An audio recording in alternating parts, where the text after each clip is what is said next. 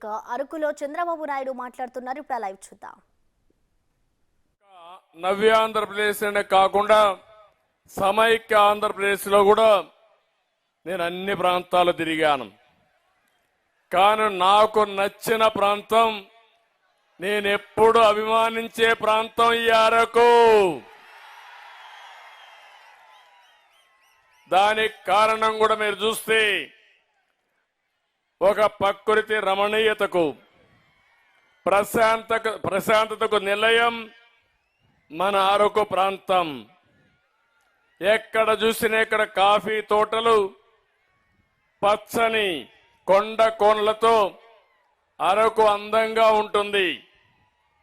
ఒక మాటలో చెప్పాలంటే కోనసీమ ఒక రకంగా అందంగా ఉంటే అందాల సీమ అయితే, దానికి మించిన వాతావరణం అన్ని కలిసి ఉండే ప్రాంతం ఈ అరకు ప్రాంతం అని చెప్పి కూడా నేను మీకు తెలియజేస్తున్నా.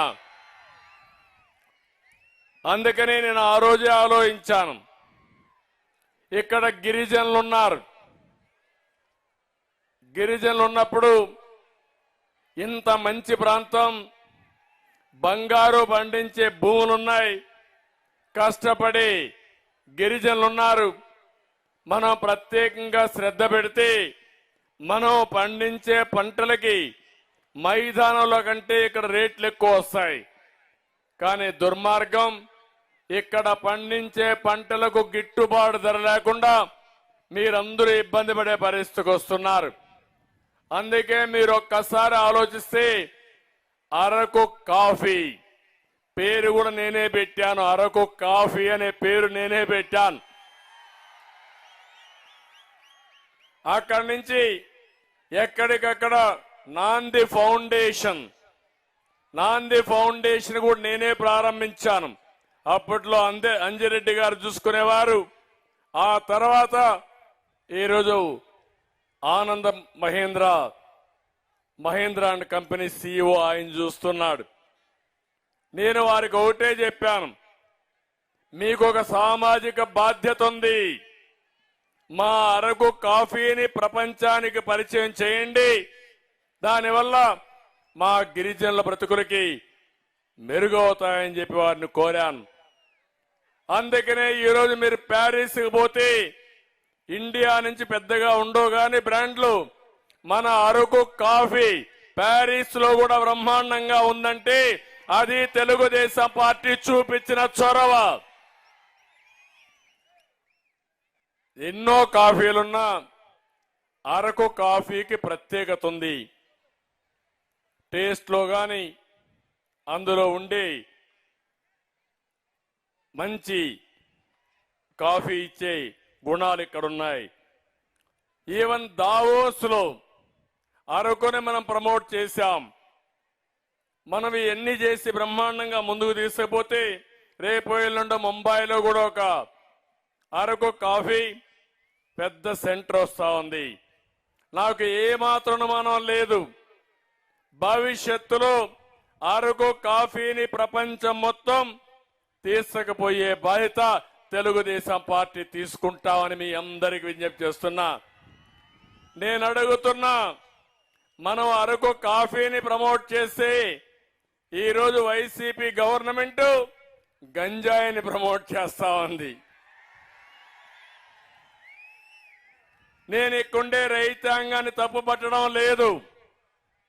ఎప్పుడైనా సరే రైతులకు పంటకు గిట్టుబాటు ధరిస్తే రైతులు ఏ పంట ఏమన్నా వేస్తారు. కానీ గిట్టుబాటు ధర లేకుండా ఇబ్బందులు ఎక్కువ వచ్చి గిరిజనులు కొంతమంది పెడదారి పట్టే పరిస్థితి వచ్చింది. దీనివల్ల కూడా మీరు చూస్తే ఇక్కడుండే యువత నిర్వీర్యం అయిపోతారు. నేను చూసినప్పుడు ఎక్కడ చూసినా యువతే కనపడ్డారు నాకు. వీళ్ళు గాని ప్రోత్సహిస్తే ప్రపంచాన్ని జయించే శక్తి మన తెలుగు వారికి సొంతం, అందులో మన యువతకే సొంతం. అది నా ఆలోచన. ఒక ఉదాహరణ చెప్తున్నాను మీకు. 25 సంవత్సరాల కంటే ముందు ప్రారంభించాం. నేను ఐటీ తీసుకొచ్చాను, అప్పుడే సెల్ ఫోన్లు తీసుకొచ్చాం. ఈ రోజు నేను వస్తా ఉంటే ప్రతి ఒక్కడు ఒక సెల్ ఫోన్ పెట్టుకుని నా మీటింగ్ అంతా షూటింగ్ చేస్తూ ఇంట్లో ఉండే వాళ్ళ ఆడవాళ్ళకు చూపించే పరిస్థితికి వచ్చారు. టెక్నాలజీ ప్రతి ఒక్కరికి అందుబాటులోకి వచ్చింది. ఈరోజు కొండ ప్రాంతంలో ఉండే మనకు కూడా ప్రపంచం మొత్తం అనుసంధానం చేసుకున్నాం. దీన్నే సక్రమంగా ఉపయోగించుకోగలిగితే ఏదైనా చేసే పరిస్థితి వస్తుంది. కానీ ఈరోజు ప్రభుత్వం గిరిజన వ్యతిరేక ప్రభుత్వం, గిరిజనుల పొట్టగొట్టే ప్రభుత్వం, మిమ్మల్ని పట్టించుకోని ప్రభుత్వం అని చెప్పి కూడా నేను మీకు తెలియజేస్తున్నా. మీరందరూ కూడా మనం నమ్మారు. నమ్మితే నమ్మించి గొంతు కోసిన వ్యక్తి ఈ జగన్మోహన్ రెడ్డి. నేను అడుగుతున్నా ఇక్కడే మిమ్మల్ని అందరినీ, మీకెవరికైనా న్యాయం జరిగిందా అని మిమ్మల్ని అడుగుతున్నా. ఒకసారి గతంలోకి వెళ్ళండి. నేనే గిరిజనులో ఒక చైతన్యం తీసుకురావాలని ఆ రోజు చైతన్యం అనే పేరు పెట్టి గిరిజన సంక్షేమానికి నాంది పలికాం. గురుకుల పాఠశాలలో పెట్టింది తెలుగుదేశం పార్టీ. ఒకప్పుడు మన నాయకుడు ఎన్టీ రామారావు గారు గిరిజనుల్లో చాలా మంది చదువుకుంటున్నారు, కానీ ఇంకా చదువుకోవాలి, టీచర్లు కూడా వీళ్ళు సరిగా లేరు, బయట వాళ్ళు వచ్చి ఇక్కడ టీచ్ చేస్తున్నారనే ఉద్దేశంతో ఆ రోజు బీఈడీ పాస్ కాకపోయినా, టీచర్ ట్రైనింగ్ లేకపోయినా గిరిజన ప్రాంతంలో గిరిజనులకే ఉపాధ్యాయ నియామకాలు ఇచ్చింది ఎన్టీ రామారావు గారు. ఆ తర్వాత 2003లో నేను ముఖ్యమంత్రి అయినప్పుడు ఆలోచించాను. జీవో నెంబర్ 3 తీసుకొచ్చింది నేనే తీసుకొచ్చా. ఆ జీవో నెంబర్ 3 వరకు ఇక్కడ ఉండే ఉద్యోగాలు ఇక్కడ వాళ్ళకే ఇవ్వాలని, టీచర్లు గాని మిగిలిన ఉద్యోగాలు మీకే ఇవ్వాలని నేను సంకల్పించాను. మీరందరూ 2 సార్లు ఓటేశారు కదా అతనికి, జగన్మోహన్ రెడ్డికి. 2014లో వేశారు, 2019లో వేశారు. నేను అడుగుతున్నా, నేనిచ్చిన జీవో నెంబర్ 3ని ఎందుకు రద్దు చేశారో సమాధానం చెప్పే ధైర్యం ఈ ముఖ్యమంత్రికి ఉందా అని మిమ్మల్ని అడుగుతున్నా. ఇది అన్యాయం అవునా కాదా అని మిమ్మల్ని అడుగుతున్నా. ఇది గిరిజనులకు ద్రోహం అవునా కాదా?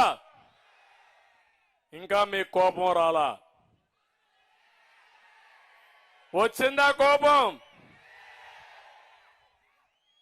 ఏం తమ్ముళ్ళు మిమ్మల్ని అడుగుతున్నా, జాబ్ క్యాలెండర్ అన్నాడా లేదా?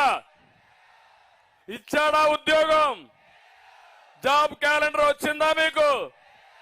ఇంకా ప్రింటింగ్ ప్రెస్ లో ఉంది, ప్రింట్ చేస్తున్నారు జాబ్ క్యాలెండర్. ఎక్కడికి పోతున్నాం?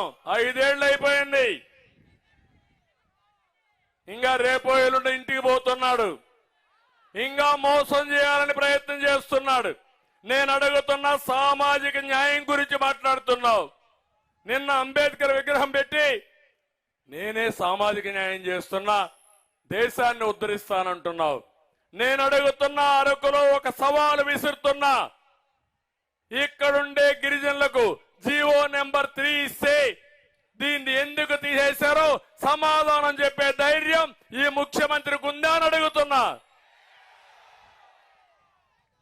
ఇది సామాజిక న్యాయమా అని మిమ్మల్ని అడుగుతున్నా. మళ్ళీ ఇప్పుడు ఎవరికి ఉద్యోగాలు వస్తాయి? మైదానం ఉన్నోళ్ళు మన ఏజెన్సీ ప్రాంతానికి వస్తారు. ఇది ఏ విధంగా సమంజసమేమో నాకు అర్థం కావడం లేదు. నేను ఒకటే మీ అందరినీ కోరుతున్నా, మళ్ళీ తెలుగుదేశం పార్టీ హయాంలో జీవో నెంబర్ 3 తీసుకొచ్చి ఇక్కడ ప్రాంతంలో ఉండే ఉద్యోగాలు మీకే ఇచ్చే బాధ్యత మేము తీసుకుంటాం. అవసరమైతే కోర్టులో కూడా ఫైట్ చేస్తాం. అన్ని విధాల పోరాడి దాన్ని అమలు చేసే బాధ్యత మాదని గిరిజన సోదరి సోదరులందరికీ విజ్ఞప్తి చేస్తున్నా. నేను ఒక్క విషయం మిమ్మల్ని అడుగుతున్నా, 5 ఏళ్లలో ఒక్క మంచి పని మీకేమన్నా చేశారా అని మిమ్మల్ని అడుగుతున్నా. జరిగిందా అని మిమ్మల్ని అడుగుతున్నా. అందరికీ ఇచ్చినట్టు బటన్ నొక్కతానంటాడు తప్ప మా గిరిజనులకు నొక్కింది ఏమీ లేదు. ఈరోజు మీరు చూడండి 16 పథకాలు గిరిజనుల కోసం ప్రత్యేకంగా పెట్టిన పథకాల్ని రద్దు చేసిన వ్యక్తి ఈ జగన్మోహన్ రెడ్డి. అయినా నా ఎస్టీలు అంటాడు. మాటలు మాత్రం కోటలు దాటుతాయి, చేష్టలు మాత్రం గడప కూడా దాటవు. ఇంకో పక్క మీరు చూస్తే ఈరోజు ఎన్టీఆర్ విద్యోన్నత పథకం రద్దు చేశాడా లేదా?